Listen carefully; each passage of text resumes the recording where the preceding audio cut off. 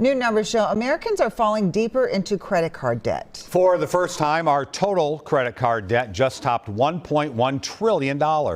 If you're feeling overwhelmed, you're not alone. So what is the best method of paying off debt? Good question. Here's Kirsten Mitchell.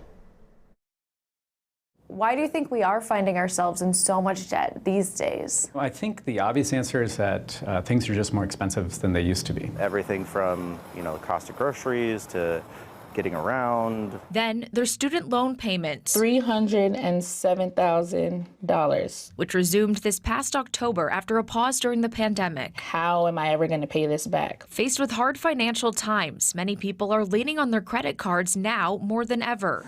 Collectively, Americans surpassed $1.1 trillion of credit card debt in the fourth quarter of 2023.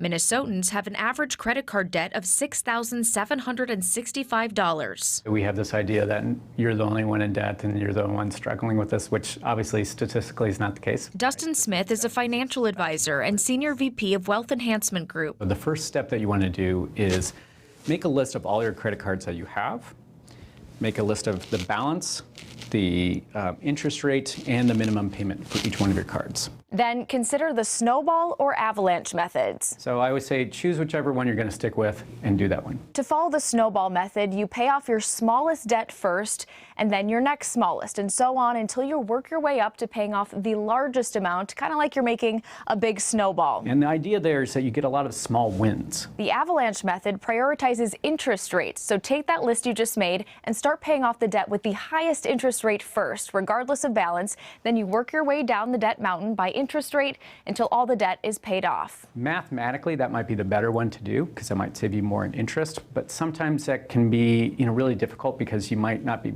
seeing the progress as much and you might not be able to stick with it. What can people do to not feel so overwhelmed during this process? Paying down your debt can be daunting, right? So I always try to say simple steps first. Smith suggests sharing your goals with someone else in your life who can encourage and hold you accountable along the way. I think that really helps people much more than they maybe believe. Kirsten Mitchell, WCCO News. Smith says if you have a lot of medical debt, student loans, or credit card debt and feel there is no way out, it might be time to consider a debt relief program.